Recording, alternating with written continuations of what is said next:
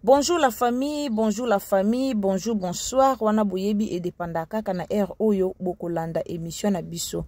Bande konanga naza sir tokota ki émission moko lobi pona ko informer bino ke Aïda Kapilasi abungisaki ndeko na ye o azali bongo grande sœur na ye propre. Alors lelo to yeli bino programme ya matanga, lelo to yeli bino ndenge makambo nyonso ezoleka. Ya pasi eza nini bande konanga, en tout cas pasi pe mawa, tant to lobaka pasi pe mawa. Tolobaka yango na tina, donc eza vraiment pasi bandeko. Na komeka nanu kobetele bino lisolo mukie ndenge ya Aïda akufi. En tout cas, epesi pasi koyoka yemoko Aïda ndenge a expliquer, epesi vraiment pasi mingi. Na yango bandeko nanga pona to banda soko ezali mbano ya liboso okoti na Exil Telo TV. Vraiment ceux qui zambala liboso o trouver chaîne na biso, o s'abonner, o commenter, o liker, o partager et o sambala mingi. Bandeko nanga na kotikela bino toyo kananu yemoko Aïda Kapilasi après biso tokoya sima kosala analyse na biso. Mais ya pasi eza nini? Bandeko toyoki bandeko mususu na Facebook ba commenter, bandeko baza esika moko na grande sœur ya Aïda. Grande sœur ya Aïda na kombo ya Sandra akufi na Kisasa te.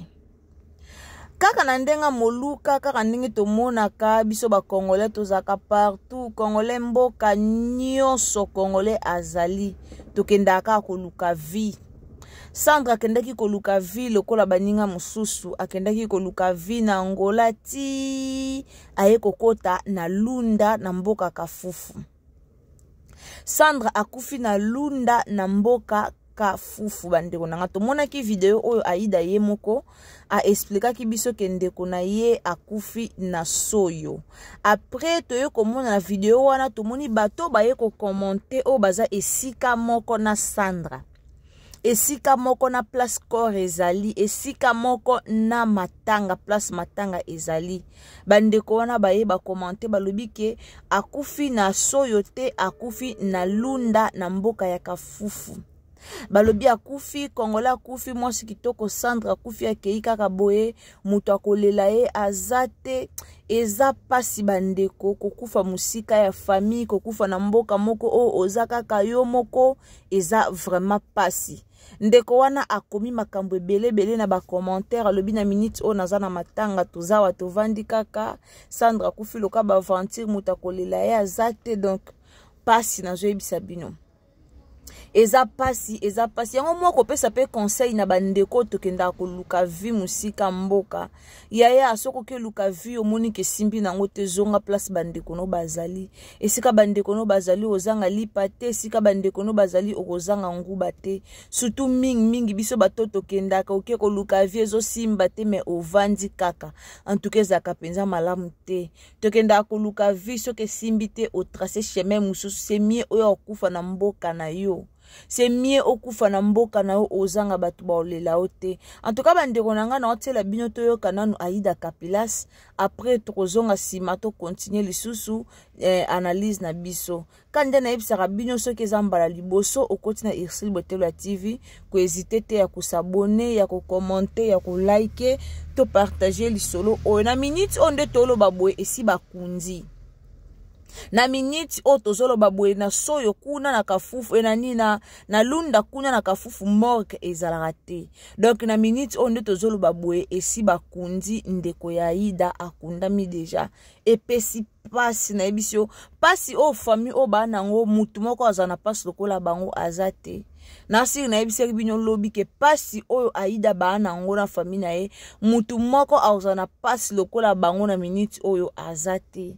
Boyoki bozu sangwa liwa ya ndeko na bino akufi briske makaka boye, boyoki sangwa maladi te, boyoki eloko moko te, boyoki kaka tupu ndeko na bino akufi. Ezala akuti ke mutu akufi bosali pe ba démarche pe pour koreye, mais akufi na Lunda kuna ba morgue ezalaka te, na Kafufu kuna moye babimisa corps ezate. Donc akufi kaka boye, akufaki lobi lelo na minute oyo esi bakundi. Epesi pasi osakana te, pasi penza. eza pasi. Ndeko na libota na ye bamona na kala, bamona na kate na famille na ye basali combien d'années. O amona bandeko na ye te, amona na famille na ye te. E aye kokufa pe kaka boye liwe juye kaka boye memi kaka boye. Bandeko na ye ole bamona ta corps apamba me bamoni corps te, corps esi bakundi yango.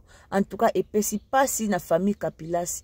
Na totiela bino toyoka nanu, toyoka Aïda après nde tokozonga kaka na nde na episaki bino na ndenge ka na misana ko ebisa bino soki ezali mbano ya liboso penza.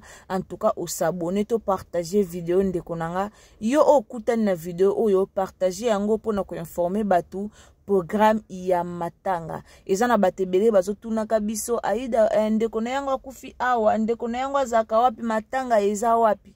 Alors yo okutani na video oyo meka kopanza yango pour que batebele bayeba matanga ya Aïda eza ndenge nini. Alors Aïda communiquer nanu a bazui programme ya utama ya kusala matanga te, comme kuna na kafufu kuna na lunda bazokunda lelo. Alors comme esi bakundi to bazokunda lelo, bango nanu bazui programme moko te, bazozela nanu kuna basisa ba makambo na bango aprende bango bakovanda sima ba osala matanga sima nde bakopanza matanga sima. Eza pasi pe na famille oyo to senga kaka nzambe nde a consoler bango. Alors to landa nanu Aïda après tozonga sima. Ndeko nanga j'aime et osala nango elo côté don ndengo zotala wana tikelanga j'aime et osala bien, moi liloba bien pour na Aïda Kapilasi na famille na e et osala malamu. Mito aimé vidéo s'il vous plaît. Coucou les gens, j'espère que ce soit tous bien. Pour les cambo et comme na kufi les grandes sœurs nanga, kufi les grandes sœurs nanga propre. Et voilà matanga nan tout ça les programmes té mais akufi awate akufi na soyo et ba condition akufi les kuneza vraiment qui te communauté yango ngai na ba grand frère nangai et bon, j'ai qui décision matanga ebembe yate ba kunda elelo na soyo. Donc voilà pour la bandeko benga Aïda matanga zap nan tozi programme TV ke ba kunda lelo akufa kilo ba kunda lelo. Donc so ba continuer na usala programme parce que là nazo dépendre na leki na mwana donc nazo dépendre de la famille. Donc il va aussi le programme na communiquer bino mais et bimele ba kunda lelo peut-être c'est beau bengi bozunga te na uzala vraiment communauté répondre à téléphone parce que toujours sur la batu bazana soyo yo yeba pour ma évolution désolé kakuna. Donc merci beaucoup, merci na ba peine na bino, merci pour na ba soutien na bino, merci beaucoup, merci. Wana touti koyoka Aïda Kapilasi bandeko nanga kaka nde na explica kibino Aïda après kotia video oyo nde ndeko moko ayaki kokoma na se wana ke tozali awa na kati ya lunda na kafufu esika ndeko na ye akufeli. Donc ezaka kapasi to lela na bato bazolela kaka ndenge Bible lobaka to sepela na bato bazosepela to lela pe na bato yo bazolela. Ezali kambo moko o epesi pasi bandeko komona jeune fille lokola Sandra aza déjà mwana muketa azaki déjà mukolo azaki déjà une grande fille alors akufi kaka boye na ba condition moko ya malamu mingi te. Alors nyonso wana eza pona koluka vie bandeko bazobima bazoke koluka vie na ba place moko ba condition zozala penza malamu mingi te pona kaka koluka vie eza pasi makasi eza pasi to sambela kaka nzambe wana ya lola a protéger biso nzamba batela bandeko na biso bisika nyonso bazali po eza pasi. Ndeko nanga yo oza na Congo te yo okenda mboka moko pona koluka en tout cas soki simbi nango te ozongi na ona mboka na yo e ozala malamu mingi. En tout cas ba place to bimaka to kenda bandeko so monique vie ezo simba nango te c'est mieux kozonga na mboka na yo ko ya ko bunda na mboka na yo lelo ataliwa eye oebike na ozana batu ba olelanga na ozana batu ba okundanga. Esali pasi koyoka histoire oyo esali pasi. En tout cas na 8 ans ya kotanga ba commentaire ya ndeko wana commenter na page ya Aïda o aza sur place na matanga sur le terrain. En tout cas epesi pasi na yoki pasi. nayoki pasi kozala na omona ndeko mwasi nga pe naza mwasi na bandeko na nga par-ci par-là oyo ka ndeko akufaki boye bato baokulela ye baza te bokomi esali pasi bandeko esali pasi etindi nga na raisonner sur lisolo moko na yaka na lisolo moko awa na parcours ya Ifoku Renate Ifoku na biso ozaka comédienne na ya na lisolo na ye awa eza ba même lisolo oyo ekomeli Aïda Ifoku ekomelaka ye na mama na ye ezalaka pasi Ifoku avandaka kaka bo recevoir appel azo appel directement na téléphone ke mama na wa kufi yo mwana yo nani e boye nga intel ok tomoni tele tozu numéro ya téléphone o na saki ya mama moko boye apikaki crise awa kufi bandeko eza tellement pasi basango o ezaka tellement pasi.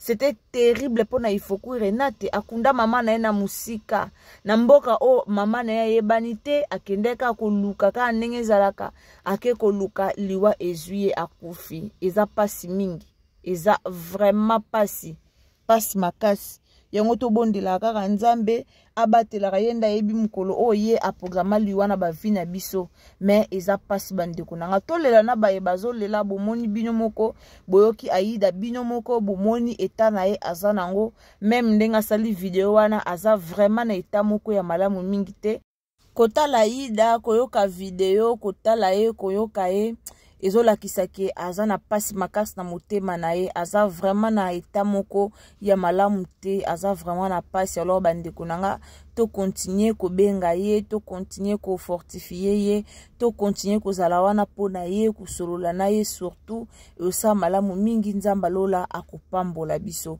alors wana na komi nanga na suka ya analyse na ngai na yeki kaka kopesa bino information na yeki kaka pona yebisa bino ke page oyo ekomi ndenge nini bakundi te yango wana nga na yaki ko informer bino pour na programme ya matanga oyo donc na minute oyo ndeko na biso Sandra esi bakundi na bango ye alors na kisasa kuna ba opesa bino programme ya matanga tokoya nango lisusu awa chez Excel Beauté la TV kopesa programme ya matanga ndenge kaka ezalaka yango na sengi na bandeko nanga soki eza mbalano ya liboso vraiment otombe na Excel Beauté la TV en tout cas osabone commenter o like et osa malamu mingi surtout mingi ba partage na bino esalaka biso bien donc tolinga mingi ba partage na bino bandeko nanga tango koti na video tango koti na émission tango ezambalano ya liboso komona émission na biso en tout cas osa malamu mingi ceux qui au s'abonner au commenter au liker au partager et osala malamu mingi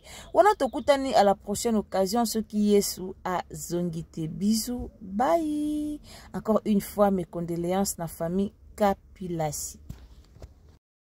Coucou les gens, j'espère que ce soit tout bien pour les cambo comme il na kufi les grandes sœurs nanga propre et voilà matanga nanto sali programme te mais akufeli na soyo et ba condition akufeli kuneza vraiment kitoko mingi te yango ngai na ba grand frère na ngai